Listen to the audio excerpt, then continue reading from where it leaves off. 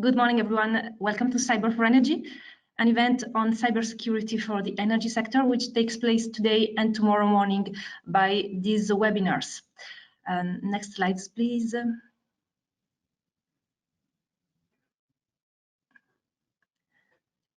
like to remind you some of the house rules for these webinars. And your microphone and cameras are inactive and they are managed by the platform managers. And only speakers will be able to activate their cameras. We have a question and answer session, and during this session you can ask your question in the question module. Please, when you ask a question, if you want to address the question to a specific speaker, just write it and we will take the question for the speaker. We would like to remind you that the session is recorded, and at the end of the session you will receive a survey which takes just 1 minute to complete. And let me now give the floor to Anne-Marie PEREZ, which is the Directrice Générale of Capenergies cluster, who will make the opening. You can present the program, please, Valentina. Sure. We will have today the first webinar, which focuses on challenges for energy sector, cybersecurity challenges for the energy sector, and tomorrow we will take the focus on cybersecurity technologies and solutions. So today's session will be divided in 3 parts with an opening section from some of our partners and sponsors. So we will have Françoise from the region south of France. We will have Aurélie PICARD, which is the General Delegate of the Comité Stratégique des Filières Nouveaux, Systèmes, Energétiques. We will have LECAT from the Secrétariat Général pour l'Investissement, who is coordinator of the French Cybersecurity National Strategy. We will have Rémy VERDIER, who is European Affairs Director from Enedis, and Vincent SCHERRER, who is a business developer for GRTgaz. After that, we will have a keynote speech on risks and challenges in the energy sector from Dr. Stephan LECHNER of the European Commission DG ENER, who is also director of Euratom Safeguards. And after that, we will have a panels with 2 speakers, Konstantinos MOULINOS, who will talk about threat reports for the energy sector. Konstantinos, he's a cybersecurity expert at ENISA. And then we will have Felipe Castro-Barrigon, who is policy officer at the GNR, and we will talk about the resilience of the energy supply chain. After that, we will conclude with the question and answer session. And let me now give the floor to Anne-Marie PEREZ. Mesdames et messieurs, bonjour. Ladies and gentlemen, good morning. My name is Anne-Marie PEREZ and I am the Managing Director of Capenergies. On behalf of Capenergies and the 4 other organizing pôles de compétitivité or clusters, I am very pleased to welcome you to this first event totally dedicated to the cybersecurity in the energy sector. This morning we'll focus on the issues and challenges for the energy sector, and whereas tomorrow morning will be dedicated to solutions, and finally you will discover the winners of the CME's contest. Let me warmly thank our sponsors, Enedis, GRTgaz, and Thales, and our partners. But I let them explain themselves why they decided to commit in this initiative. I wish you a very fruitful mornings, and I let the floor to Françoise BRUNETEAUX, who represents the president of the Région Sud. Françoise, bienvenue. Well, I'm very pleased to represent Renaud Muselier, the president of South Region, to open this Cyber for Energy webinar. I'm going to speak French for this opening because I'm most fluent in French. But I wish you a very interesting webinar and a very good day on this subject. La cybersécurité est une priorité pour la région Sud. En tant que présidente de la commission économie numérique et nouvelles technologies, je porte effectivement cette feuille de route cybersécurité régionale qui a été votée le 9 octobre 2020 qui s'articule autour de 5 ambitions. D'abord, affirmer l'ambition régionale pour la cybersécurité, valoriser les atouts, les savoir-faire de notre écosystème régional et développer l'attractivité de notre région sur ce secteur. Accompagner l'écosystème économique et les entreprises avec la structuration et le développement d'une offre régionale sur la cybersécurité. Structurer et renforcer les filières régionales d'excellence dans ce domaine, dont l'énergie. Développer et promouvoir l'offre régionale de formation pour apporter aux entreprises la ressource humaine dont ils ont besoin et piloter cette feuille de route par une gouvernance partenariale avec les services de l'État, dont l'ANSSI en particulier, dont je remercie leur accompagnement sur cette feuille de route, ainsi que les pôles de compétitivité et l'ensemble des acteurs de la région pour développer une animation renforcée avec un écosystème expert sur le territoire dans chacune des filières. On aborde cette feuille de route à deux niveaux. D'abord parce qu'on a un groupe de travail autour de l'OIR Smart Tech qui vise à conforter le leadership numérique régional autour de technologies clés résilientes et accompagner la montée en compétences des acteurs. Et l'un des 4 axes prioritaires de cette feuille de route de l'OIR Smart Tech est la cybersécurité. Dans l'OIR énergie de demain, qui vise à consolider la dynamique économique régionale sur les marchés de la transition énergétique et d'hydrogène, en particulier, de soutenir les filières énergétiques industrielles et les innovations, nous avons un axe 3 qui a pour objectif d'optimiser les systèmes énergétiques pour accompagner la décarbonation des usages. Et on retrouve ici la thématique transversale de la cybersécurité. Le soutien de la région aux filières passe par les pôles de compétitivité et clusters qui sont des partenaires clés de ces OIR. Et je remercie Capenergies de son initiative, effectivement, d'aborder ce sujet au travers de ce webinaire. La cybersécurité, c'est une priorité de plus en plus importante pour les systèmes énergétiques optimisés, qui sont de plus en plus interconnectés et qui interfacent avec de plus en plus d'objets connectés. Des failles de cybersécurité sont toujours possibles. Je prendrai l'exemple d'une attaque sur un réseau électrique en Ukraine récemment et d'attaques sur des sites industriels qui effectivement montrent toute l'actualité de ce sujet. L'objectif, c'est de favoriser des échanges ciblés entre acteurs de l'énergie et spécialistes de la cybersécurité. Et c'est donc à ce titre que ce webinaire Cyber for Energy est un événement unique qui est extrêmement important pour notre territoire. C'est vrai que les infrastructures énergétiques, qu'elles soient matérielles ou immatérielles, les réseaux de transport, les stockages, le pilotage, sont contrôlés de plus en plus par des systèmes dits intelligents et sont considérés comme des opérateurs d'opérations d'importance vitale, c'est-à-dire essentiels au fonctionnement de notre économie et de notre société sur le territoire. La cybersécurité des OIV s'intègre dans le dispositif interministériel de sécurité des activités d'importance vitale qui est inscrit dans le Code de la Défense.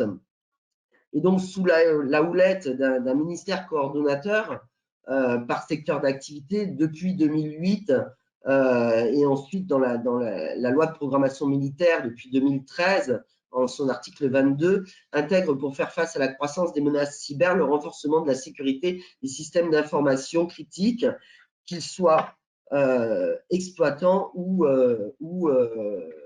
pilotage de ces OIV. La France est le premier pays à avoir réglementé cette question et dispose d'un dispositif très clair avec une répartition des responsabilités des acteurs sous l'égide du SGDSN qui est rattaché au Premier ministre, qui en assure le pilotage, fixe les règles de la cyber devant être appliquées par les OIV. Et ensuite, chaque échelon du ministre, le ministère de l'Intérieur pour l'animation territoriale, le préfet de la zone de défense et de sécurité pour la coordination, les préfets de département qui approuvent les plans particuliers de protection des opérateurs et pour chaque point d'importance vitale, chaque OIV désigne un délégué, rédige son plan de sécurité, définit sa politique de sécurité et l'ANSSI est en charge auprès du SGDSN de la mise en œuvre des dispositions relatives à la cybersécurité des OIV. Cette coordination, elle est essentielle et la région s'inscrit dans les partenaires qui contribuent et qui apportent leur énergie pour faire en sorte qu'il y ait une coopération avec l'ensemble de ces échelons, une coopération entre nos pôles de compétitivité et l'ensemble de nos secteurs industriels relatifs à l'énergie, et également une coopération avec nos spécialistes et nos experts en matière de cybersécurité. Je pense que c'est essentiel de coopérer entre les startups et les grands groupes, de coopérer avec le tissu académique pour renforcer la recherche sur notre territoire des meilleures solutions optimisées, essayer effectivement de multiplier nos forces et de les démultiplier. C'est la raison pour laquelle nous associons les pôles de compétitivité, en l'occurrence sur ce sujet, le pôle SCS et le pôle Capenergies, mais aussi des pôles thématiques comme le pôle mer et le pôle Safe, bien sûr, à notre gouvernance régionale sur la cybersécurité. Donc, c'est vraiment tout l'enjeu de ce webinaire, effectivement, d'aborder à la fois les problématiques spécifiques à l'énergie, qui sont importantes dans une période, un contexte où la transition énergétique du territoire est fondamentale, où nous devons effectivement nous inscrire dans les objectifs des accords de Paris et où nous devons regagner aussi en autonomie et en souveraineté énergétique, comme on le voit aujourd'hui dans le contexte international de la guerre en Ukraine. Donc cette question à la fois de la transition énergétique, de sa protection, de sa sécurité et de sa cybersécurité sont excessivement, éminemment stratégiques. Et donc, c'est la raison pour laquelle je suis très heureuse et je remercie l'ensemble des participants et j'espère qu'effectivement, vous aurez effectivement un webinaire extrêmement productif dont je serai attentive aux conclusions et je remercie l'ensemble des acteurs pour leur engagement aux côtés de la région et sur notre territoire. Merci à tous.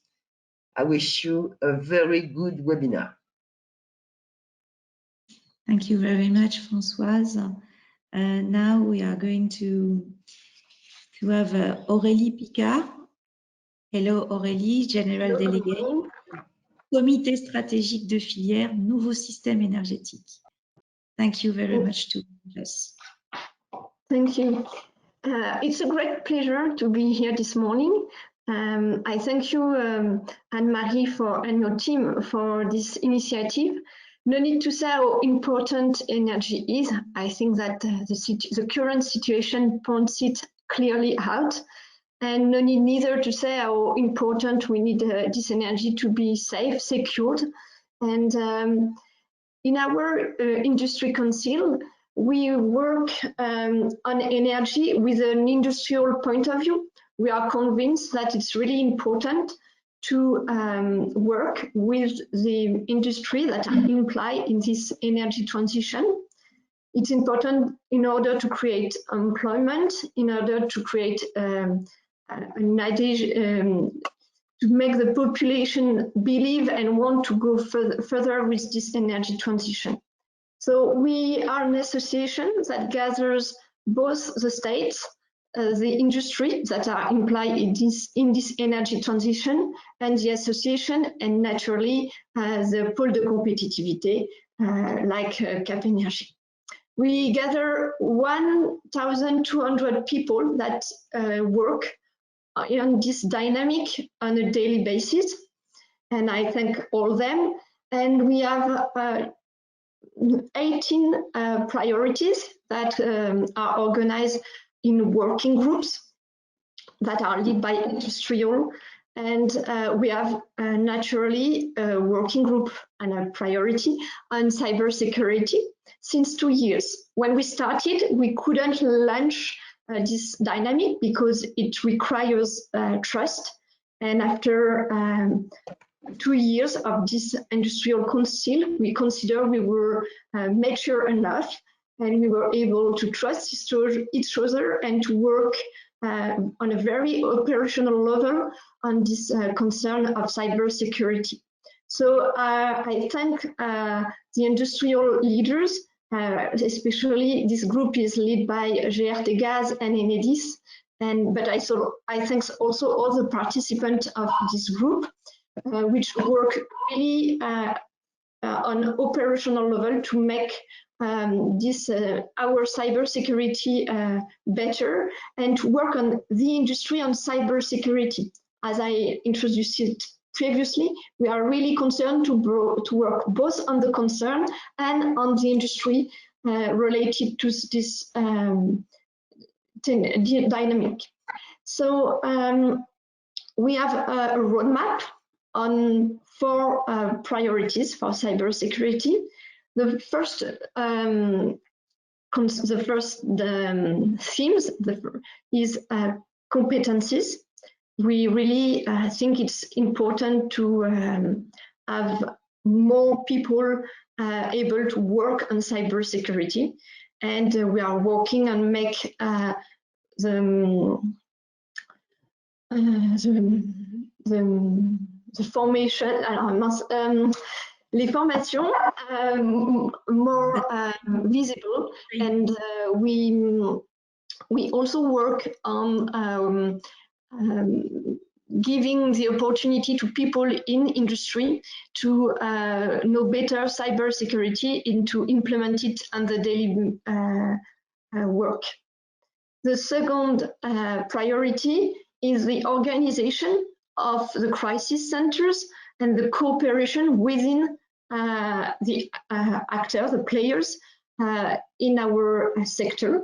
And we can really see it's important, and it's really something which help our sector to work better on this subject.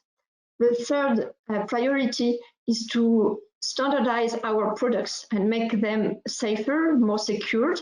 So we work with the industry that supply the energy sector, so that their products are more adapted to our security level. And the last point we are working on is the normalization and the certification. So these 4 points are really 4 priorities are implemented currently with a team of people from both states, industry and association, and I thank them all for the work they are doing.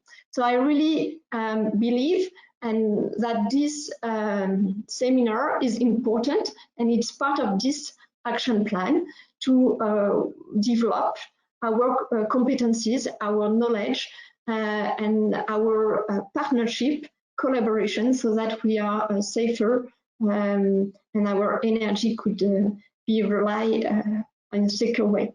So I wish you a very good day and a very productive seminar.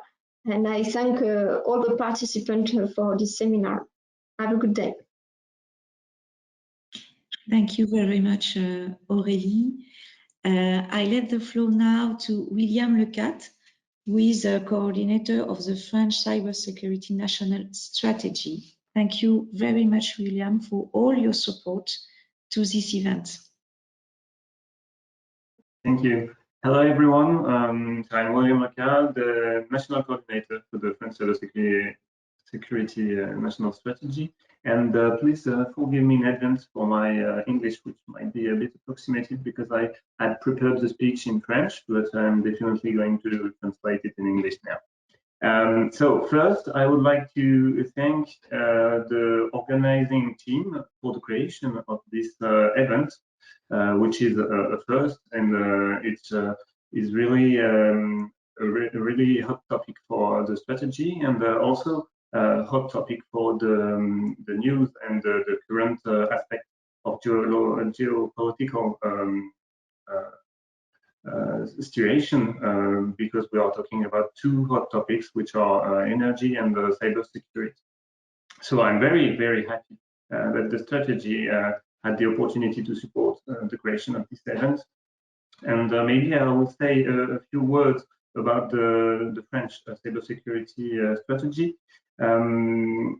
It is a program of 1 billion euros, which was announced at the beginning of 2021 by our president.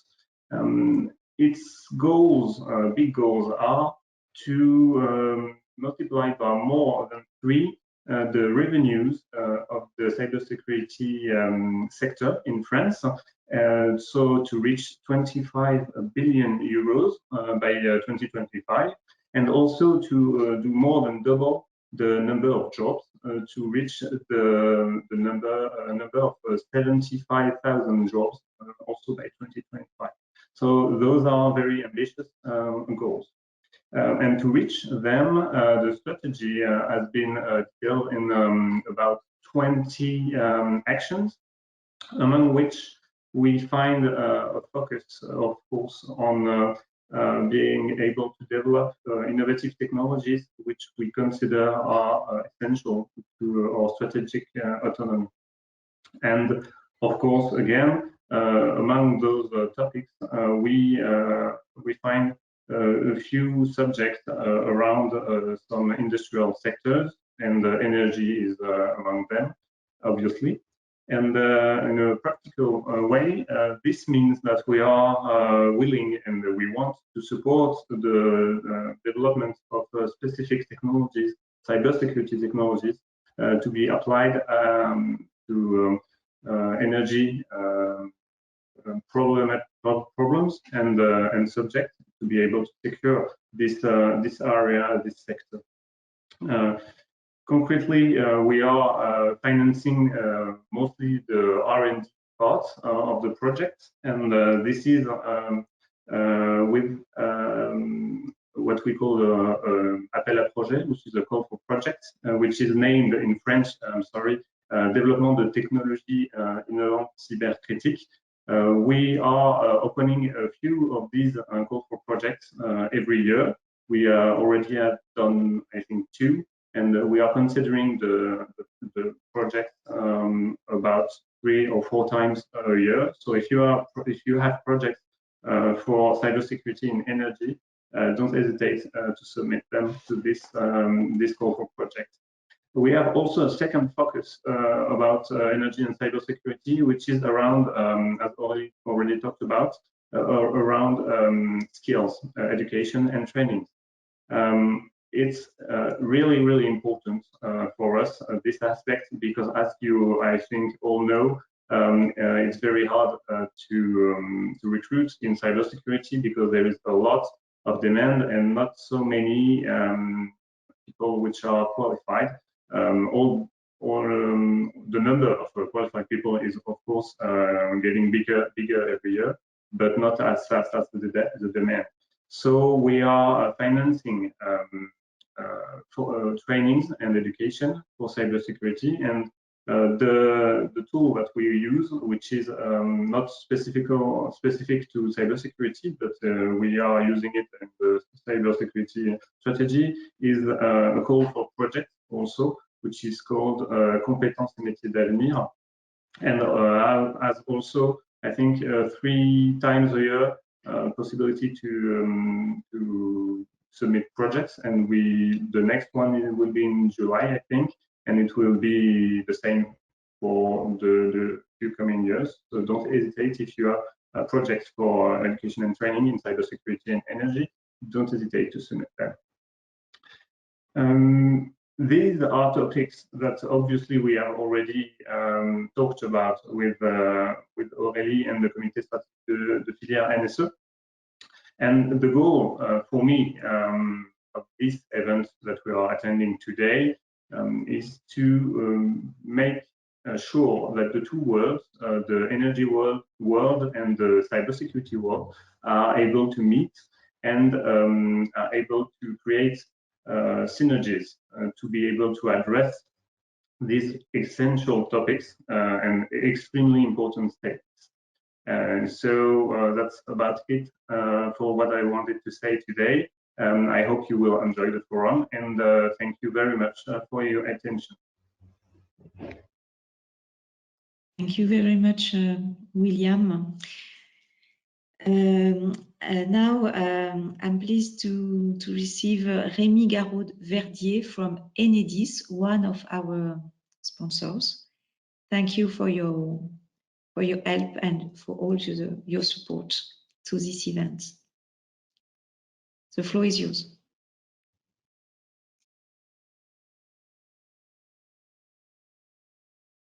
Il faut mettre ton micro, Rémy. On t'entend pas.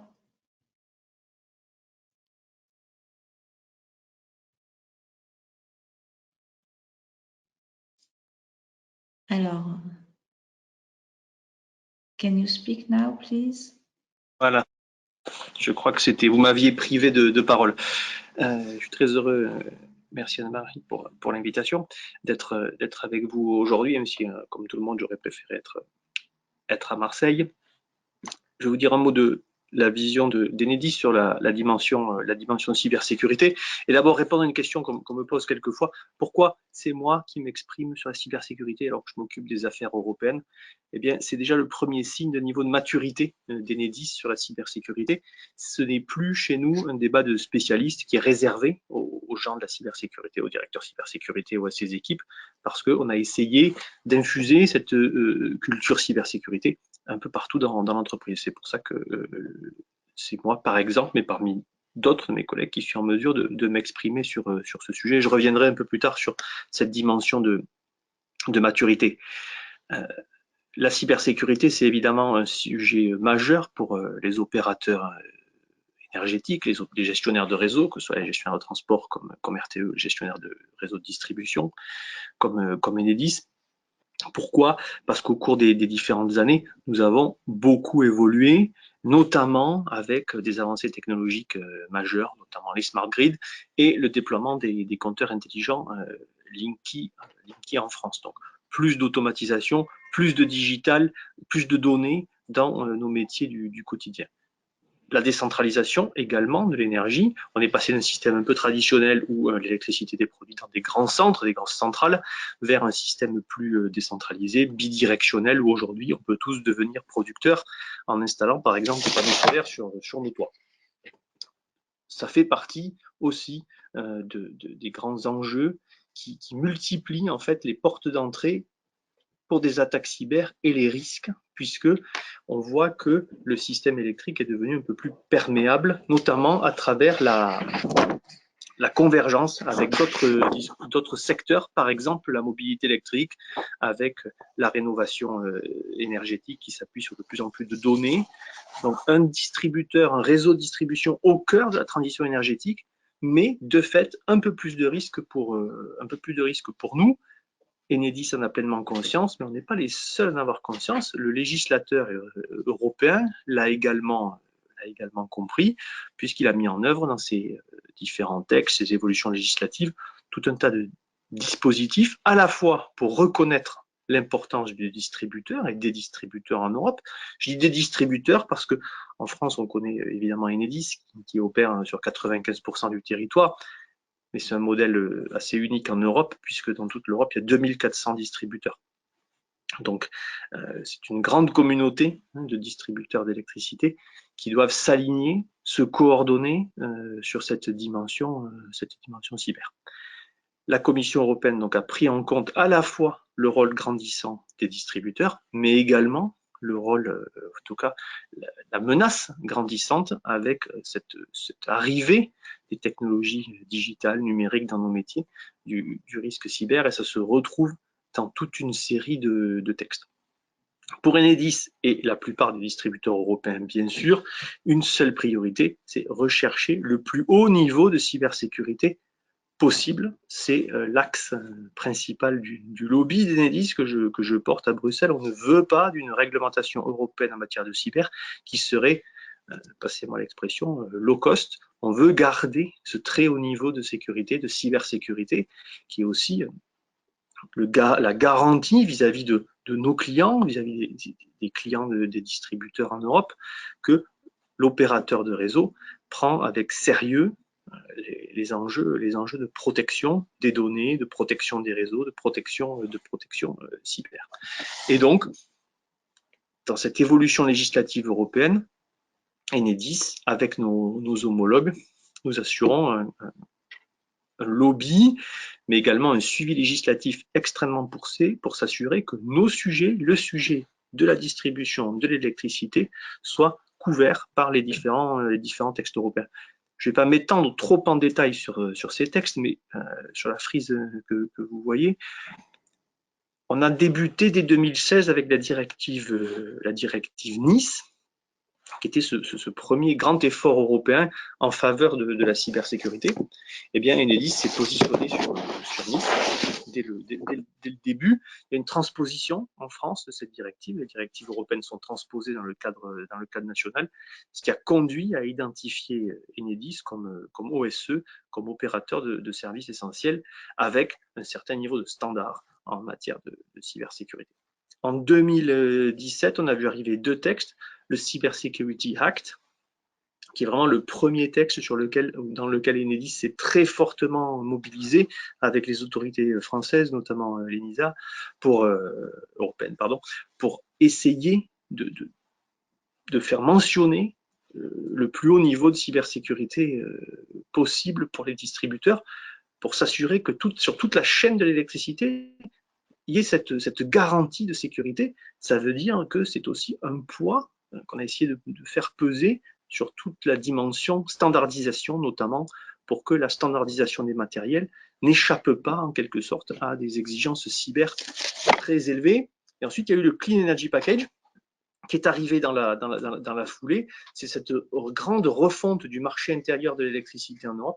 Et bien, dans ce Clean Energy Package, on s'est battu, je peux vraiment dire battu, pour que les distributeurs puissent, pour la première fois, co-rédiger les codes réseau à égalité avec les transporteurs. Il faut savoir que le fonctionnement européen prévoit qu'il y ait des codes réseau, c'est un peu ce code de la route, entre guillemets, des gestionnaires de réseau, que ce soit réseau de transport ou réseau de distribution. Jusqu'à présent, ces codes étaient rédigés exclusivement par les transporteurs. On a estimé qu'il était grand temps que les distributeurs soient associés. Ça fait partie de notre plus gros combat à l'intérieur du Clean Energy Package. On a obtenu gain de cause et aujourd'hui, les distributeurs et les transporteurs, avec qui nous avons une relation à la fois amicale, industrielle, historique, nous co-rédigeons ensemble les codes réseau, notamment un code réseau cybersécurité qui va fixer un cadre européen unique pour toute l'infrastructure électrique en matière de cybersécurité. Enedis est très impliqué dans cette rédaction. Plusieurs de nos experts tiennent la plume, si je peux m'exprimer ainsi, pour rédiger ce fameux code réseau avec bien sûr nos collègues de RTE. Et puis 2020, Nice 2, une révision en profondeur de la directive Nice qui étend le champ d'application, notamment aux distributeurs. Et on va veiller, à travers la déclinaison de Nice 2, à ce que tous les acteurs qui peuvent avoir un impact significatif sur le système électrique soient bien concernés par les exigences cybersécurité. C'est notamment tous les producteurs décentralisés. Donc c'est une nouveauté de Nice 2, c'est l'extension du périmètre pour garantir une sécurité plus large sur toute la chaîne de valeur de l'électricité. Tout ça pour vous dire que au sein de nos actions à Bruxelles, la cybersécurité est au cœur de nos préoccupations. Ce n'est pas un travail que l'on fait seul, je vous l'ai dit, 2400 distributeurs, nous sommes réunis en association nationale, l'UFE par exemple, association européenne, ETSO, European Distribution System Operator, qui nous réunit, je dis nous tous, en tout cas les plus grands distributeurs, et puis cette nouvelle entité qui, avec les transporteurs d'électricité, co-rédige les codes réseau. Un triste point sur l'actualité, ça a été évoqué, la situation en Ukraine. Notre homologue en Ukraine s'appelle DTEC, c'est le principal distributeur d'électricité en Ukraine. Il a demandé à ce que la solidarité entre les distributeurs européens puisse se jouer pour épauler DTEC dans cette période particulièrement difficile pour eux. Qu'est-ce qu'ils nous ont demandé, DTEC? La première chose qu'ils nous ont demandé, c'est de leur fournir de la compétence cyber. Et donc, les distributeurs européens, dans leur collectif, le collectif ETSO, nous avons mis à disposition de nos homologues de DTEC 10 experts cybersécurité qui, à distance évidemment, accompagne DTEC dans la surveillance et la lutte contre les attaques cyber sur leur système, attaques qui sont répétées, soutenues et qui, pour l'instant, ne connaissent pas d'inflexion. Ça a été notre premier geste de solidarité vis-à-vis de DTEC. Il y en a eu d'autres qui échappent un peu au cadre de la cybersécurité, fournir du matériel, notamment des groupes électrogènes, etc. Et aujourd'hui, malheureusement, le collectif européen des distributeurs accompagne le relogement des salariés de DTEC et de leurs familles en dehors de l'Ukraine, puisque les conditions font qu'ils ne peuvent plus habiter dans leur propre pays. Ceci étant dit, et pour conclure, la cybersécurité donc, est devenue un aspect inhérent et essentiel au secteur de l'énergie. Pas un sujet n'est pas éclairé par la dimension cybersécurité, que ce soit un changement de logiciel, que ce soit une nouvelle façon de construire, de piloter, de manager le réseau. Nous avons toujours ça en tête. Elle correspond aussi à notre mission, une de nos missions principales de GRD, c'est-à-dire de gestionnaire réseau distribution, c'est-à-dire assurer partout et tout le temps la continuité de fourniture d'électricité. C'est ce fameux continuum, et ce continuum, pour le préserver, nous devons préserver la sécurité de nos systèmes, notamment vis-à-vis des attaques de cybersécurité. Merci beaucoup. Thank you very much, Rémy, and thank you also for this focus on what's happening in Ukraine. I let the floor now for the conclusion of this introduction to Vincent SCHERRER from GRTgaz, one of our three speakers. Yes, can you hear me? Yes. Okay. We hear you. The floor is yours. Yes, so hello everyone. I will do it in English also. Thank you, Anne-Marie, for this opportunity and to be present to this webinar and to this virtual session on, with the Cyber for Energy. I'll start to say that if we are all gathered here today, it is because we are convinced that something has fundamentally changed over the past 2 years. There is the solar winds, colonial pipelines, the attacks on European oil port facilities. What has changed from our point of view is the incredible sophistication of the attacks. They are based on complex and intertwined strategies that are very difficult to anticipate. And the recent increase in supply chain attacks only increases this phenomenon. What has changed is the professionalization of the attackers. So we face now structured operations involving sometimes whole structures and employees using sophisticated equipment and sometimes relying on state resources. And the current crisis in Eastern Europe, as mentioned by Enedis, exempts me from illustrating further. What has changed also is that more than ever, each individual becomes a vector of attacks, so which calls into question the very foundation of our existing protection strategies. And last but not least, what has changed is that cybersecurity is now a geopolitical battlefield. Any actor, especially in sensitive sectors such as energy, can be directly or indirectly targeted for reasons that often go beyond them. So here again, the European ports issue or the targeting of hospital facilities in France cast doubt on the primary motivations of the attackers. So in this context, for us, passivity is not an option. This is all the more true when we talk about a strategic sector such as energy. So at GRTgaz, we have a public service mission to carry out, and just like the other players present here. And for us, it obliges us. So of course, by deploying effective means of protection, structured and mobilizing governance, supervision and defense mechanism, and raising awareness among all actors. But above all, for us, the question is not, is it going to happen, but when is it going to happen? So we must focus on the resilience in the event of an attack. So because the context is changing, we must change the paradigm, and I mean we players, all the players in the energy sector, in the whole value chain, between gas and electricity. And for us, it is only by joining forces that we will be able to move from being victims or passive to being able to actively suppress the threats. For us in France, the security of energy supply is of interest to the whole nation, and it goes beyond our specific commercial interest. So that's why the Strategic Committee, the CSF in France, took up the issue, and I thank them for it. And that's also why we support Cyber for Energy and this initiative. So I call with all my heart for the continuation of this cooperation, which makes us all grow. So with our partners, in particular Enedis and the sponsors of this event, so we hope that this day will contribute to this growing and structuring of the cyber energy ecosystem, thanks to all the feedback and experience that will be shared today. So what I would wish for us is that this dynamic is only the beginning of something bigger that will last. So I will conclude and to say, so have a nice day, everyone, an interesting session. And thanks again for the organizing team and for Anne-Marie for giving the opportunity to attend. So thank you all.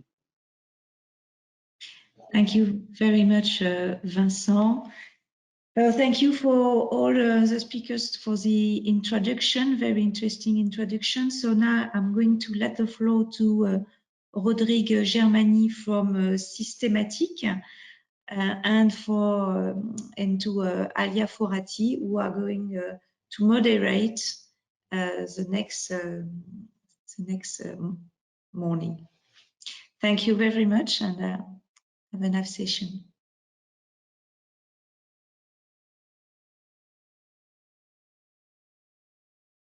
Yes, I am Rodrigue Germany from Systématique. I am the cybersecurity coordinator.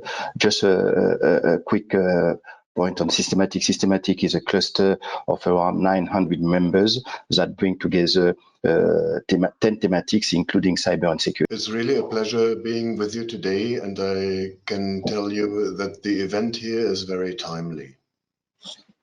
I will talk in English, and I've prepared this keynote speech for the conference. Actually, I really regret that we cannot have it personally in Marseille, but it is a great initiative, especially of the organizers and the sponsors and the contributors, because energy deserves particular attention when it is about cybersecurity. I will now share my screen to let you see the presentation, and I hope this is visible for you. Yeah. Okay, right. I have added the word cyber to the original title, Risks and Challenges in the Energy Sector, because there are more risks and challenges, but this conference here is on cybersecurity. So let me start with a question. When is the right time to think about cybersecurity? And we have just heard from Rémy that there has been a change in the last 2 years by the sophistication of attacks.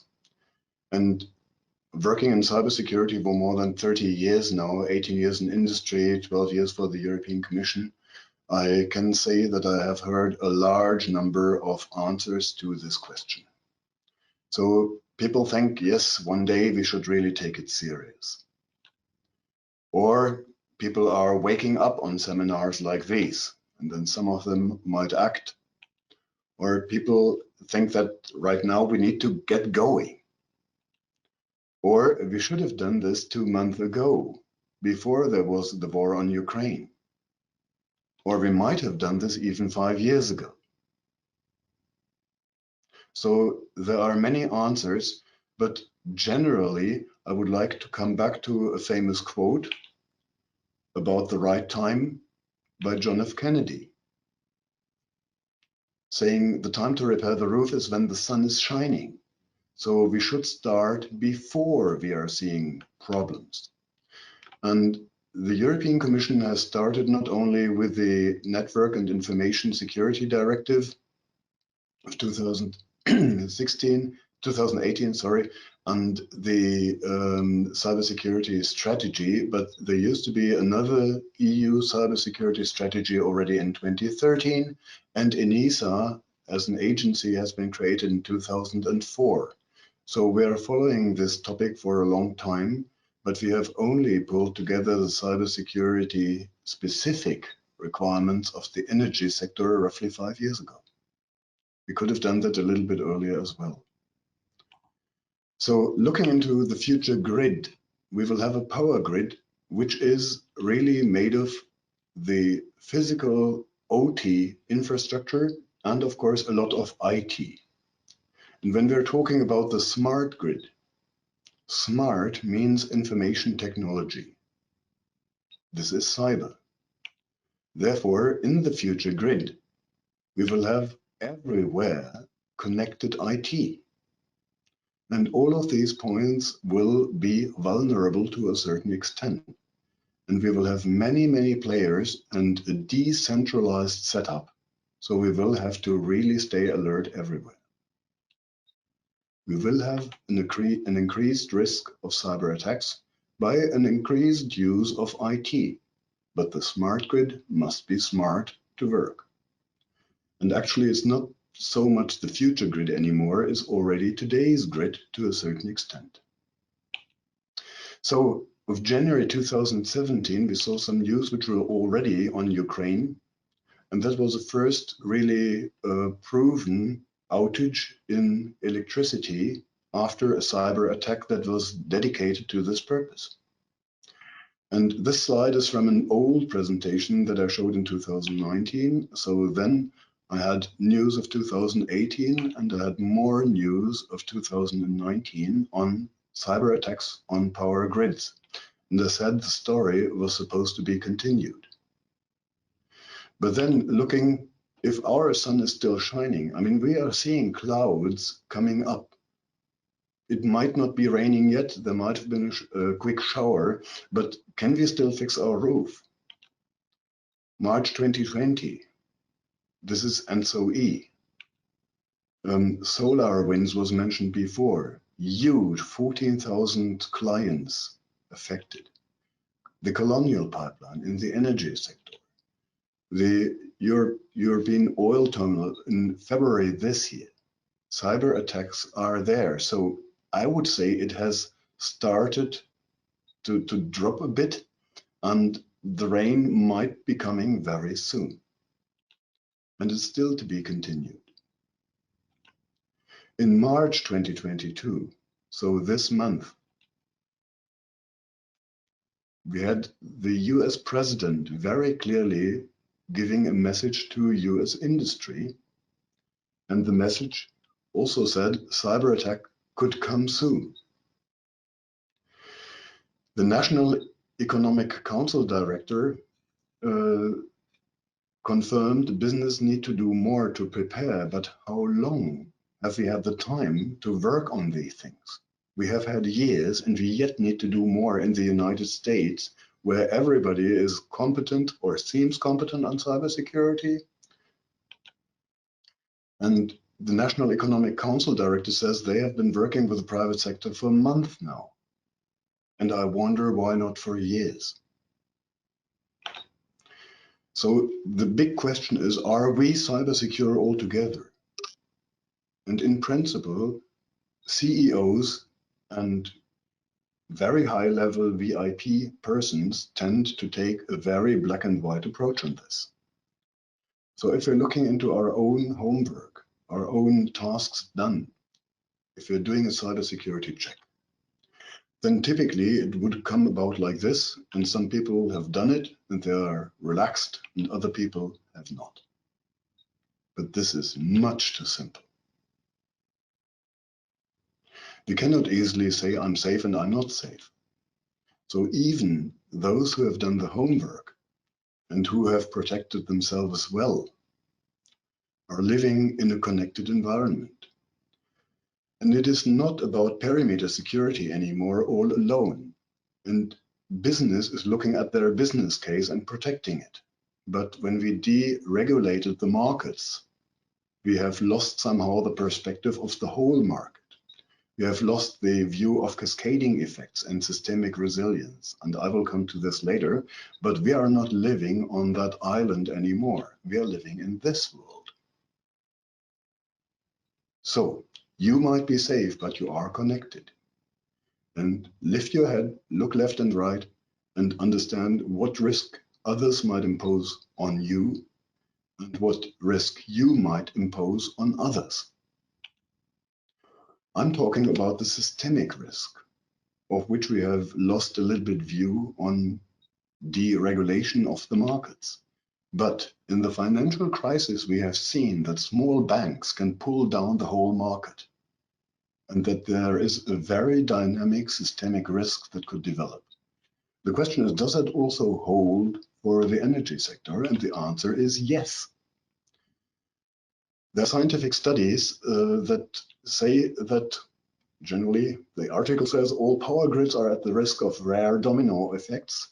And in research of the Northwestern University in Illinois, the researchers found in the North American power grid that 10.8% of all links were at the risk of failing in a cascade event. So these dependencies are there and we cannot deny them. So I have heard counter arguments saying cybersecurity is too expensive.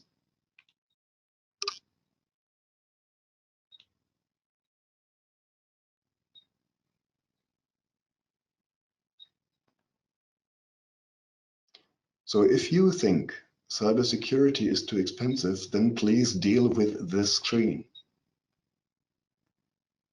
Because this is what happened. This is what happened in the past. And I can tell you that cybersecurity is part of everybody's business. And also in the electricity sector and the energy sector, we should take it serious because it's part of the IT. It is part of the business and it is part of our lives. So cybersecurity is not expensive. Cyber insecurity is very expensive. I would like to recall two main messages, of course. Number one, there is no such thing as 100% security. But even if we cannot get to 100%, we need to work on cybersecurity, and we cannot really think that cybersecurity would be something that we can ever complete. The world around us is developing. Technologies are coming in. New business models are being created. New fraud models are being issued, and new attack vectors are being designed. So cybersecurity is a continuous process. And this thing, sit back and relax, does not exist. The job will never be completed. It's a never-ending story as long as we're having IT.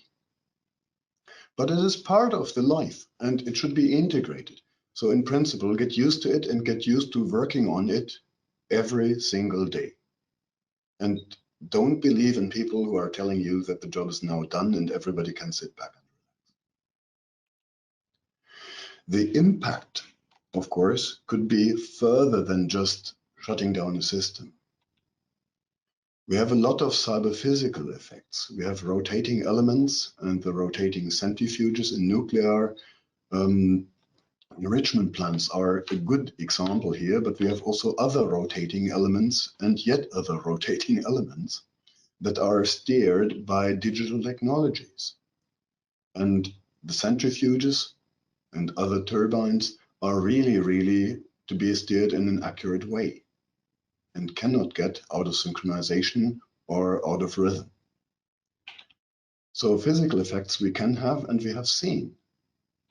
And if you want to take a look what happens to a wind turbine that is not having a brake anymore, and you might think that the recovery of energy might really be something that could be digitized, then take a look here. And this is what's going to happen. So once not really stopped anymore and generating, the forces will just get too high. It looks like an implosion, but in slow motion, you can see it's just the forces on the turbine itself. So these things we have seen. Other impacts we have also seen. And the 2003 Hydro-Quebec blackout in northeastern US made the satellite image look like this. And it looks tiny, but if you match it to European size, it is roughly as big as Italy. So that fits in here. And if you take a look at the European picture, it might look like that if we have a blackout. And this is something that we might not be easily dealing with. And the possible origins for all of these things can be small because we are so connected. We might recall 2006, where we had a blackout in Europe, and that was really, really far-reaching. Germany, France, Belgium, Austria, Italy, Spain were touched, even an impact in Morocco. And what was at the source? At the source, it was a small thing. It was a cruise ship. I mean, not that small, but it had to pass underneath a high voltage line in northern Germany. And there was a planned shutdown which caused the blackout. A planned shutdown, not even an attack. So actually, we have seen a large number of crash ingredients that are already there, and we have seen them in the past, and they are building up. A high degree of digitalization, we do have already. Decentralized elements of manufacturers that we do not know how seriously they take cybersecurity, the supply chain, everywhere. But we still have a lot of legacy technology which is not really dealing well with cybersecurity, and especially in the power grid we have it. And it stays there for 30, 40 years or even longer, OT. And we're having other technology that is not tailored for cybersecurity because it needs to react too fast, real time. We have many large and small targets, not only technical systems, but also operators. The big companies typically have their cybersecurity director and departments in strategy and competence. But what about smaller companies? Distribution system operators. They might not care so much, or they might not be that competent. And we have a skills gap on cybersecurity. So is everybody doing the job correctly? Or could a hijacked distribution system operator also bring down the whole grid? Very difficult. We have thousands of operators all across the EU. And they're all connected and synchronized. We have a vulnerable network architecture because the power grid in principle still works like a tree architecture. And if you're cutting a branch, then all the levers will be cut off. The internet is rather a meshed architecture where a route that doesn't work can be replaced by another route. And this is why the routers are sending the packets over certain routes, and if it doesn't work, they're taking the second route, and an interrupted route does not really do a lot of harm. The internet was designed for robustness. The power grid wasn't. It was designed for stability, but not for being strong against a deliberate attack. We do have the high degree of connectivity, and by decentralization, we will add some more, and cyber attacks therefore might be possible. We have fast cascading effects that we have witnessed, blackouts, and as a proof of concept that cyber attacks can happen, the principal proof of concept was also Stuxnet, when the centrifuges of the Iranian enrichment plants, nuclear enrichment plants, were cyber attacked. But then after the proof of concept, you could also see a pilot test, perhaps by another party, but this was the Ukrainian blackout, also caused by a cyber attack, but 5 years ago. So everything is there, and we have witnessed it. Big question is, what's next and when? So I would like to just leave it to your consideration, but please fix your roof when the sun is shining. The European Commission has worked on these things for quite some time. The NIS directive was mentioned already, and the second version is currently in discussion with the European Council and the European Parliament. We updated the cybersecurity strategy of 2013 in the year 2020. We had an EU Cybersecurity Act in 2019, and we have the Commission recommendation on cybersecurity in the energy sector specifically, and an associated staff working document of 2019. We have talked to all stakeholders. We have had stakeholders event, and we are preparing currently the network code on cybersecurity as a European flagship activity to have all operators under one roof and foreseen with the very same procedures and with agreed procedures how to protect themselves as well. The NIS cooperation group for the Network and Information Security Directive is also having a particular work stream on energy since a couple of years already, where the specific issues with the power grids and with the energy sector are being discussed with the EU member states. So at the end of the presentation here, I would like to encourage everybody to continue cooperation and to continue exchanges. It is very timely to have a conference like this. It is very important to have as many people involved, and in cybersecurity, cooperation and exchanges are key. So thanks a lot to the organizers here, and thanks for the opportunity to sketch the issues that we are going to face. So now we are going to listen to Konstantinos MOULINOS.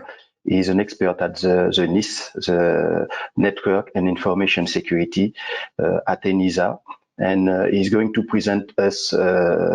He's going to give us a brief presentation on the threat report of the energy sector. Konstantinos.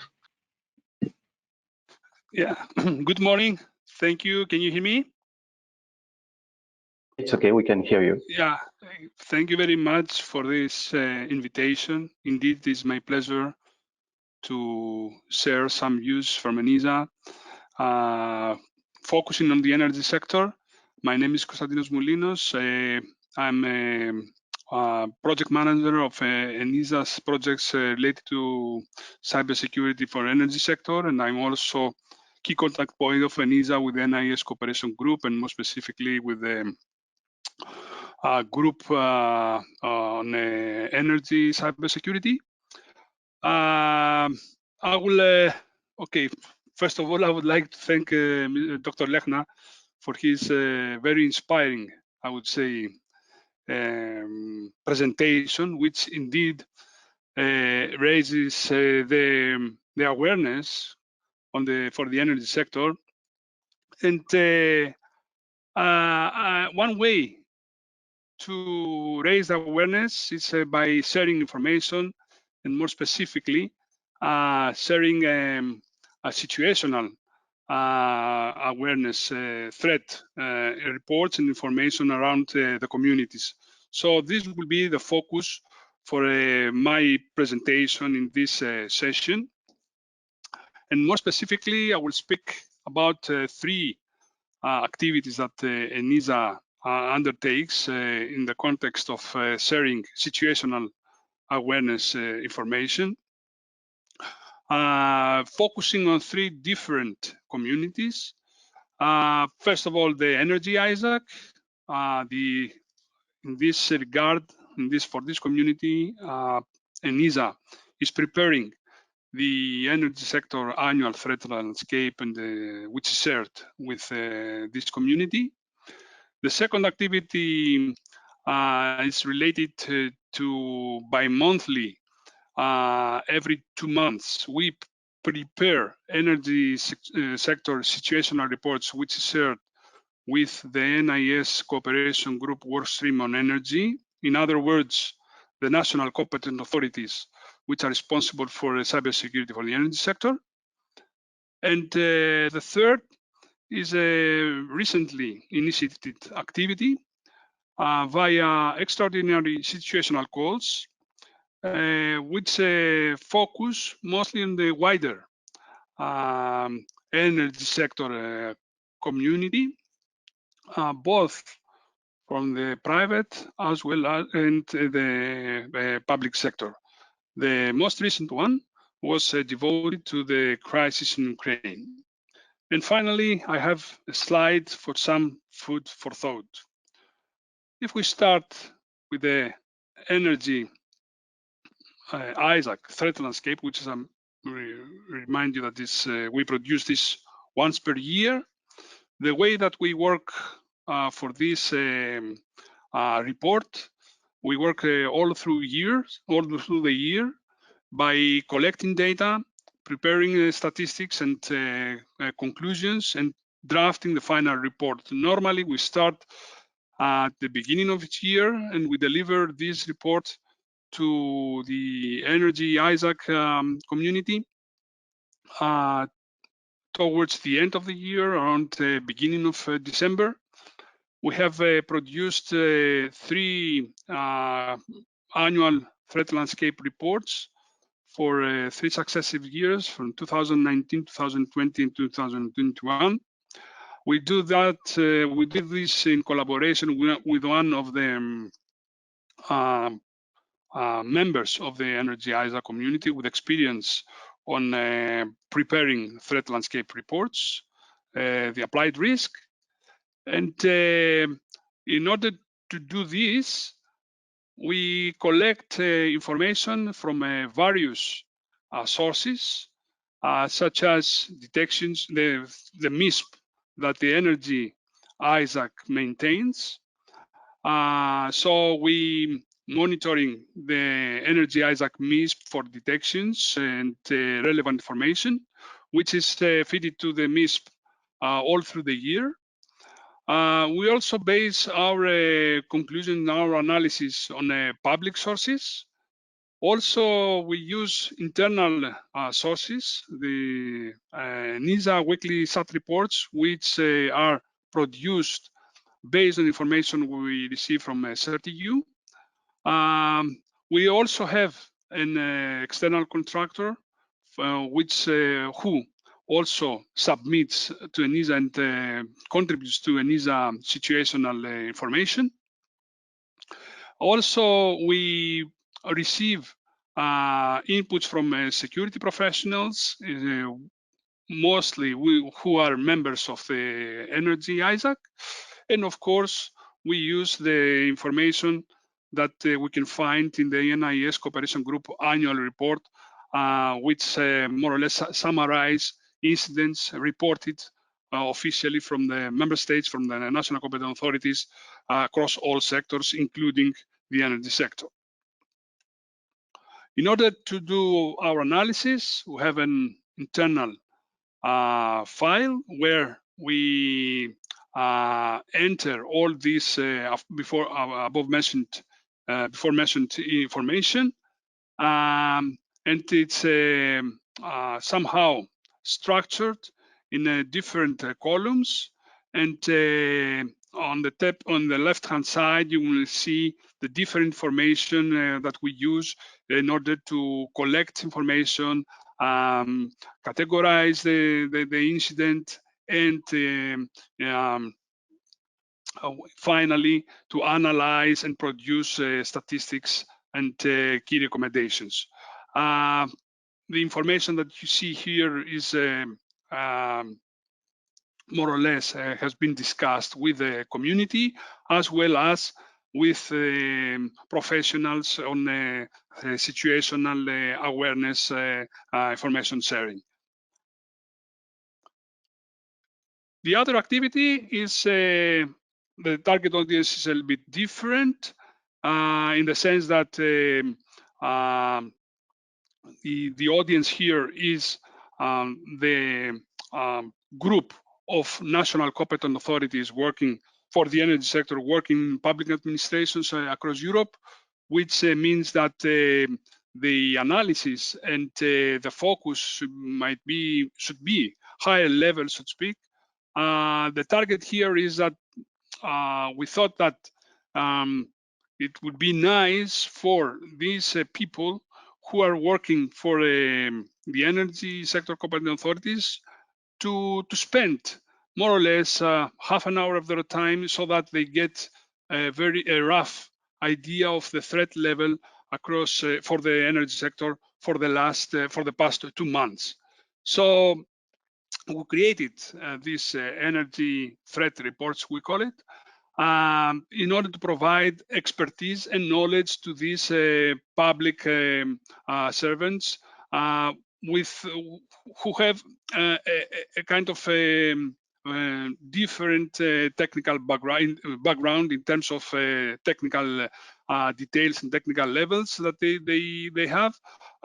There you will see people with a more technical background, but also you can see people with a less technical background. So one challenge in order to compile this report was to somehow create the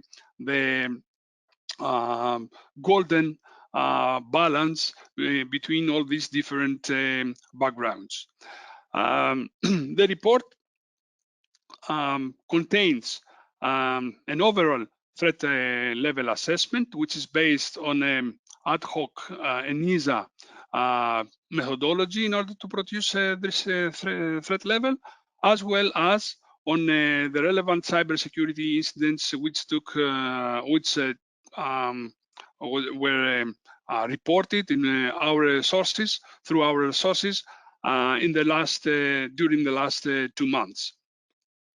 Finally, we provide some useful recommendations towards the vulnerabilities and the modus operandi of these incidents, and some sources for further reading for this for our audience. In the next slide, you will see the basic, so to speak, ideas that I spoke about in a more visual form. As I mentioned before, the state of play of current activities, it's that it's bi-monthly report. We have produced 3 reports. We started last year, July, and we constantly consult with our constituency in order to improve the structure and the content of these reports. Here you see a sample report. As I mentioned before, it consists of 5 elements. First of all, it's an overall assessment of the threat level of the sector based on the incidents received the last 2 months. The statistics that we produce based on our resources. The third element is a description of the incidents that we consider as the most important to explain and to analyze to our audience, together with some further recommendations concerning the incident. The fourth element is some further key readings and resources for further understanding and getting knowledge on the incidents. And the fifth and the last element is a kind of terminology, a list of key terms commonly used in the industry concerning cybersecurity, and more specifically for cybersecurity for the energy sector. That concludes, the second report that we produce for the energy sector communities. And the third activity, as I mentioned before, it's a very recent activity, and it concerns extraordinary situational calls. The focus this time was the crisis in Ukraine, where ENISA, in the first 2 weeks of March, organized in total 13 ad hoc calls of this kind, with covering 8 critical sectors, and we managed to deliver these presentations to 400 participants. The webinars aimed at providing current view on the cybersecurity attacks related to Ukraine situation, and also get feedback from our constituencies on what ENISA can support, how can ENISA can support the communities, and how can we understand the next steps to be done. Concerning energy, we organized 2 sessions. One with the public sector, the NIS Cooperation Group Workstream on Energy, ACER and DG ENER, where 28 participants attended this event. And another session with 33 participants, which was where invitations were addressed to the key stakeholders and for the energy sector, namely the Energy ISAC, ENTSO-E, ENTSO-G, and the big distribution operators. Some findings coming out of these extraordinary calls are the following. First of all, that no major incidents reported from the communities.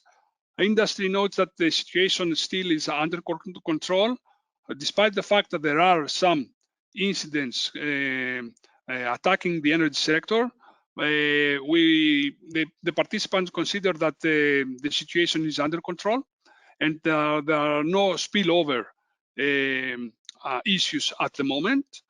Another finding is that when compared to other sectors, energy sector is quite mature. Together with the telecommunications sector and the banking sector, I would say it's the most mature one. And authorities are in alert mode. They hold some frequent meetings with other national competent authorities, especially with the CSERTs. One observation was that the connection of the Ukrainian energy grid to the European one will increase the risks as a possible attack of for future possible cyber attacks against the European power grid. Authorities expressed the interest to get more TLP green information so that they share with their national operators. The lesson learned from a Viasat incident, the one that affected a number of thousands of renewable energy devices, was that satellite service providers are not covered by the network code on cybersecurity. The Energy ISAC mentioned that it is a value in information sharing with other sectorial ISACs, especially with the one from the telecommunications sector. And the AE ISAC is sharing its indexes of indicators of compromise via their MISP. Also, based now on these activities and the findings from those activities and the observations coming out of all these initiatives that ENISA has undertaken, I have summarized some concerns and some issues as food for thought for the coming months or for coming weeks, I would say. First of all, I would like to point to focus a little bit on the different developments which are under development in the European ecosystem, cybersecurity ecosystem, which makes at the moment very difficult to assess the impact of these initiatives on the information sharing to the full extent. And I would like to focus on to mention three developments. First of all, there are the discussions and the activities concerning the development of the European Joint Cyber Unit are still ongoing, and the role of information sharing analysis centers is not very clear at the moment in this context. Perhaps a significant role of ISACs will play in this activity. In the JCU might play significant improvement towards sharing more actionable information among the operators of the sector. The NIS directive is still ongoing, so this creates a lot of some issues concerning the initiatives that have to be undertaken by different stakeholders. You know, member states put a lot of activities on hold in order to wait for the final and fixed document of the NIS Directive 2 proposal. And the energy code, the network code, which was mentioned by Dr. Lechner, contains some provisions concerning the the development of situational early warning capabilities. And ENISA is expected to play a key role in this task, in this initiative. So you can understand that having these three European initiatives with the European dimension, which are still a little bit, which are still ongoing, it creates a kind of an environment which seems a little bit floating concerning the structures and the procedures needed in order to enhance the situational, the sharing of situational information. Some challenges that we have observed through these consultations with our audiences, with our constituencies, the lack of publicly available data concerning incidents in the energy sector. For this, we consider that the creation of a centralized point where operators could share information concerning cybersecurity attacks would be very valuable, and will this way increase the information as well as the analysis on the collected information, and as a result, it will improve the guidance and the recommendations that European institutions can provide to the private sector. The lack of MISP data, especially this is for the energy ISAC, is something that we have observed. There is a kind of hesitance or a lack of availability of the constituency to submit reports and submit incidents. Last year, we received around 75 detections in the MISP. We hope that the next year will be more and bigger and higher, the number. Also, too much reporting might lead to low availability or willingness from the stakeholders to play a more active role on the reports, which means that we should strike for a balance on with regards to reporting. On the one hand, we don't need to have too many too low thresholds for reporting this, because this will discourage the operators from reporting all the time all the incidents, irrespectively of their impact. On the other hand, putting thresholds too high might lead to very low number of incidents, which has a consequence the fact that we cannot have an assessment of the real situational picture across Europe. That slide summarizes my presentation, and I would like to thank you again for your invitation.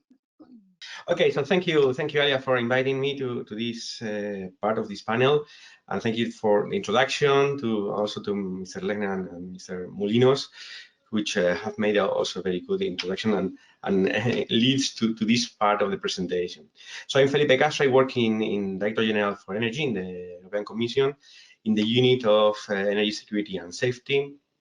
In particular, in my case, is more in the area of cybersecurity.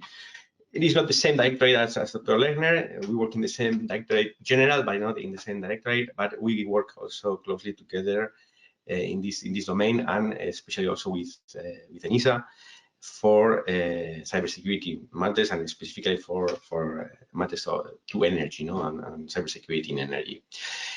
My presentation today is on supply chain, which is a concept and a term that is very much in vogue, is very much used today. I will try to provide a view starting not from the concept of cybersecurity in software itself or cybersecurity digital supply chain, but starting actually from the classical view of the supply chain. So really about materials and physical supply chain. And then the idea is also to link it in the area of energy to the digital part, and how there's interlink between the supply chain from materials with digitalization, and then with cyber. Then try to see how this plays together, that there are dependencies among them, and that by solving some of those dependencies, you create others in other parts. And this is more and more the situation today in energy. And I think it links very well together also with introduction from Enedis this morning, Mr. GARAUDE, on how this digitalization is playing a key role in the evolution of energy infrastructure. And that's also why cybersecurity is now a topic, a topic for all of us here.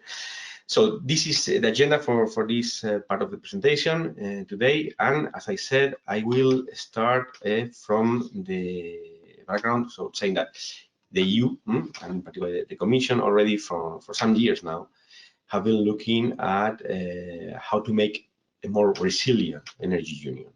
And this concept of resilience, you have heard now a lot. It goes beyond what is security, but yet really to make our energy union more capable of recovering when something happens. And then there were 5 dimensions in this energy union. One of them was on energy security, but you see also energy market, efficiency, decarbonizing, etc. So this is already something that happened for some years now. We see today in the situation we are, how this becomes even more true than before, which was already the case, And you see here in how this view or this vision was already set with those 2 main points at the beginning, with the secure gas supply, for example, and diversification of gas supply, how true they are today. And we see how those dependencies, in some cases for good, some cases for bad, they are impacting our lives, and especially the lives from many others in the East today. And this became it became true in a way today, and how this supply chain, in particular for gas, today is shaping the way we are living and also the way we are making policy. But this is not the only part. There are others. We see oil. We see also on the down part here the critical infrastructure and cybersecurity. So already it was there in the agenda, and today we see more how this impacts the way we are operating in energy. So the Commission, with the help of consultants, in this case Trinomics and Artelis, last year they performed a study for the Commission with the title on resilience of critical supply chains for energy security and clean energy transition during and after COVID-19 crisis. So the report came or was published end of 2021.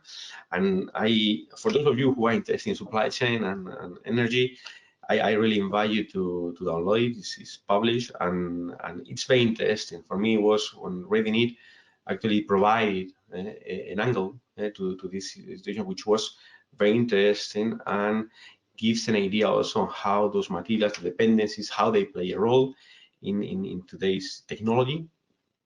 And again, today we see how this also became real, in a special, in some cases, like in the case of gas.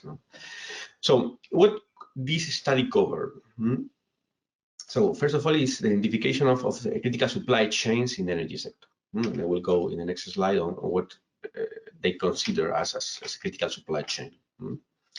So the study also, once it identified those critical supply chains, went into the assessment on problems, threats in those critical supply chains, which links a bit together with the session today, on threats in this threat for energy. And then, as most of the studies that are somehow contracted by the Commission, the idea is to provide some ideas, some possible measures and proposals to mitigate that. So for policy making, that will be discussed within the EU and with member states, and with the ultimate objective of reinforcing the resilience of this critical supply chain for the energy transition. So we see here, in terms of the definition of what was considered as a critical supply chain. So, and this somehow links, for those of you who are more in the cybersecurity world, this rings probably a bell, because we also always speak of the 3R, between what's the impact, the vulnerability, and the threat. And we see here two of those factors. The strategic importance to the EU energy system. So this is one of the criteria used to define what are those critical supply chains. So what is really important and strategical for us to go to this clean energy transition, plus among those which are vulnerable. And those are what is considered in this study, at least, as critical supply chains.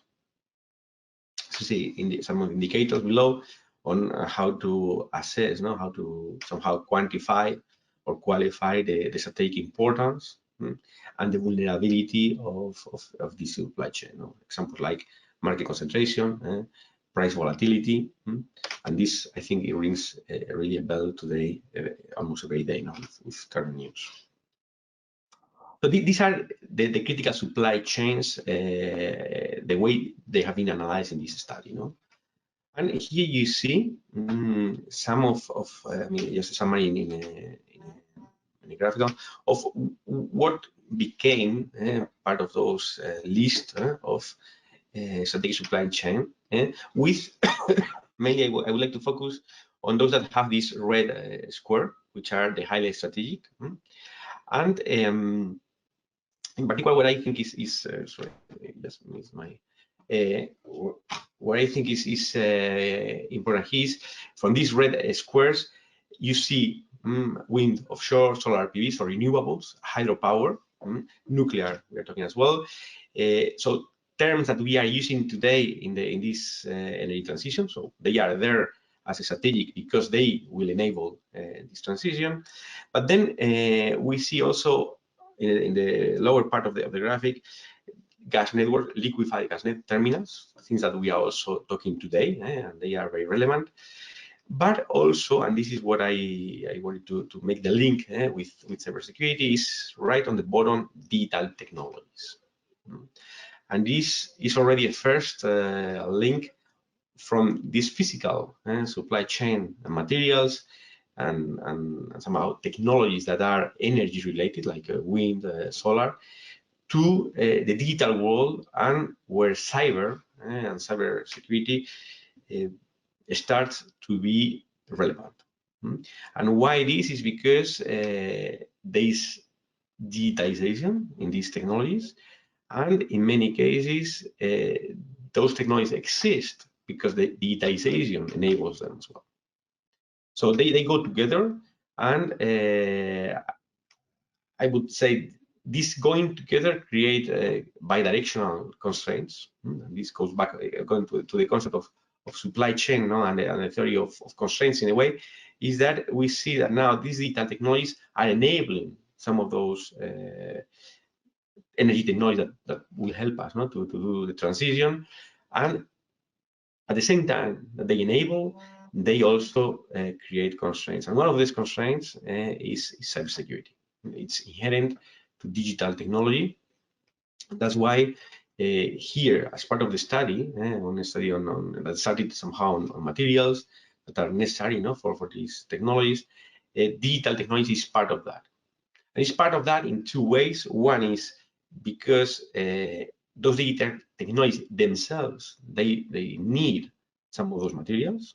And also because the digital technology, the digital network digital data storage and data processing, they are part of the whole concept behind the new wind turbines, the solar panels, and the way the exchange of electricity, for example, happens between, for example, solar farms, islands of energy island, etc. Okay, so that's why it became part of this study, which I think is a very, I would say, interesting view on how a digital technology can be considered as part of the supply chain here, and then how it links with cybersecurity. When they assess the vulnerabilities of this, you see that on the left here we have the strategic supply chains, and we see smart buildings, batteries, wind, solar, nuclear fusion. When we go here on the three phases of those technologies, from raw and processed materials, so the first phase, manufacturing and assembly, and then operating and maintaining those technologies, we see often here in terms of cybersecurity, especially in the third column. We see how cybersecurity and control systems are some of those vulnerabilities, for example, for gas infrastructure, for electricity networks. And this links a bit to your question earlier before as well on the recommendations in 2019 and Dr. Lechner's response as well, because these specific things that are happening in electricity with the cascading effect, the real-time requirements that are mentioned in this recommendation, how cybersecurity plays an important role there. So we see how vulnerabilities become part of smart buildings and of course of digital technologies.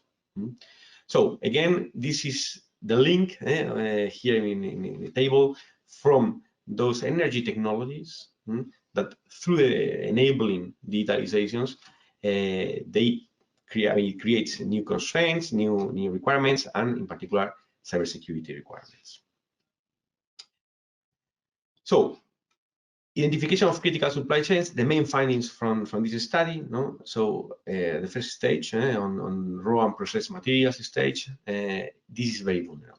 And we see again today, we see it in particular for gas today, but behind gas, there are other supply chains that are maybe not so much named today in the news, and in current news today in every morning, but they are there and they are the raw materials. What happens? Many of them come from the East, from Asia, and these supply chain channels are under huge tension, and we saw that it was already the case before. Now it's even more, and we see that 26 raw materials of the 50 in the CRM list are employed already, so more than 50% in strategic energy technology.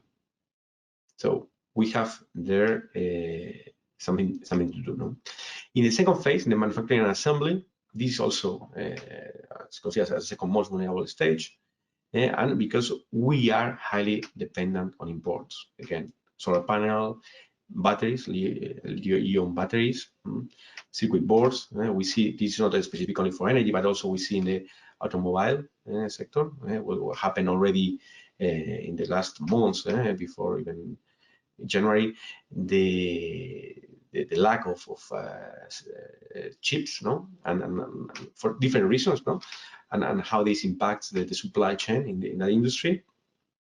And then we have the third part on operational maintenance, where there are again vulnerabilities, and here we are familiar, especially with cybersecurity concerns. And this morning somebody mentioned as well the solar winds. So it was one of those cases where we have a supply chain in cybersecurity, a supply issue, which was mainly in operational maintenance of software through those automated systems. So these are somehow the main findings from this study, which were last year, and we see how valid they remain, and how valid they are in today's situation. So in the study as well, there are, in terms of threats and hazards to energy technology, and linked to this morning topic on threats, we see those 4 main scenarios that I identify in the study, one of them being the cyber threats. Either because we have unintentional vulnerabilities, which is, of course, what we usually call maybe bugs and things that are in the code or in the software that are not intentional, but they still can be exploited either in a malicious way or really by hazard, and leading to a misbehavior of software. But also there is the question on how to maintain the software, again, supply chain, and timely updates of software, which in energy and in electricity in particular is critical, and this was also already identified in this 2019 recommendation. How to update, for example, legacy devices, which in energy and industrial in general environments are sometimes very difficult to update for operational reasons, or well, for many reasons actually, but many of them being operational, which I would say is also not specific to industry. It happened also in the IT world before. Maybe this step to consider the update of vulnerabilities as critical has been taken in the IT environment recently, I would say, in a way, as a few years ago. Now it's considered as a normal way of operating. It's coming as well, I think, to the industry, to the industrial control systems, to SCHERRER, but it takes more time for different reasons that we are not entering today. And then there is the question on third-party service providers, which was also in the last months some of the main threat vectors for some of those attacks. And this morning we mentioned the case of SolarWinds, but also some of the analysis in the Colonial case pointed to this type of case, and other cases as well in the last months. And then there is the endpoint equipment, which is also vulnerable and is being used in many cases by attackers. So this in the area of threats, and this coming out from this study as one of the scenarios, in the energy sector. And then a bit to conclude and close a bit the circle, is we were talking of software of supply chain as part of this threat environment.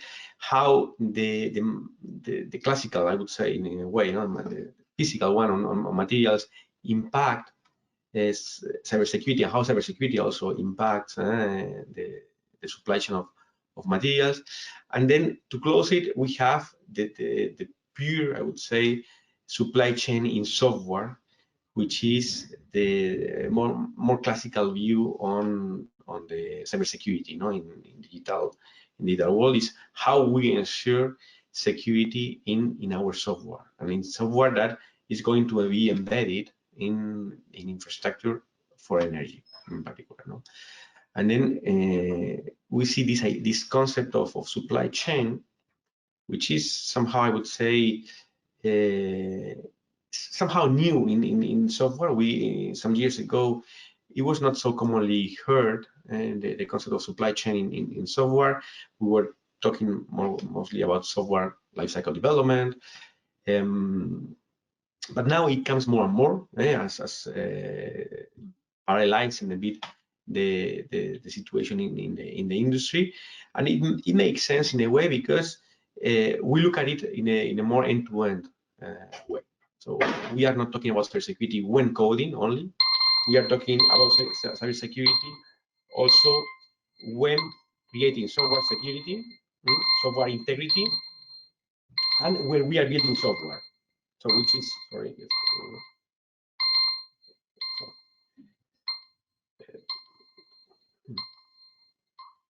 Sorry. So when writing software and when submitting bad code in the software supply chain of the code, and when building it, also when maintaining it, no, when creating the building platforms that are going to deliver the software to the end customer and to the end product. No?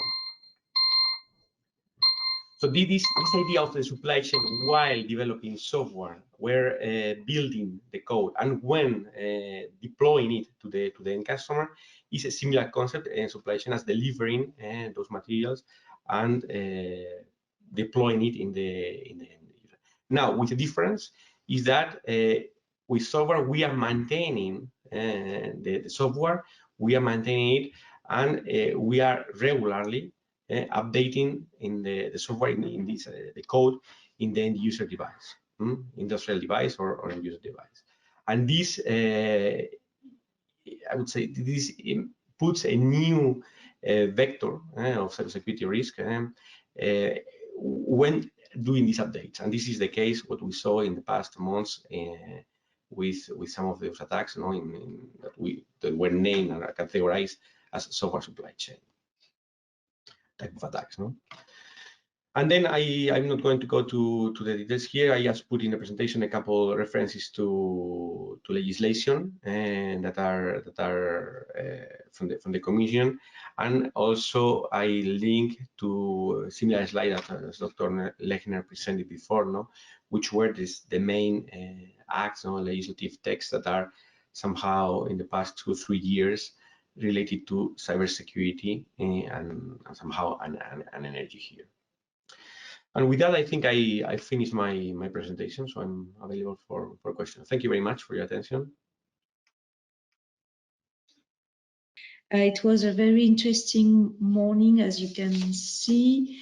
Thank you very much to Mr. Lechner, Moulinos, and Mr. Castro for your very interesting presentations. I remember that cyber energy, it's not for tomorrow, it's just now. And it will be a continuous process. So let's get together tomorrow morning, at 9:30 for cybersecurity technologies and solutions. And I wish you a very nice day. Et comme on dit en France, parce que l'heure approche, je vous souhaite à tous un très bon appétit. Et je vous donne rendez-vous donc demain matin à 9h30 pour la suite de ce webinaire qui sera dédié aux solutions et qui annoncera donc les gagnants du concours de solutions des PME. Donc voilà, un peu de teasing pour se retrouver demain matin. Merci beaucoup à tous. Thank you very much for all the speakers, and see you tomorrow morning. Merci beaucoup à tous. Merci. Thanks. Bye. Bye. Merci.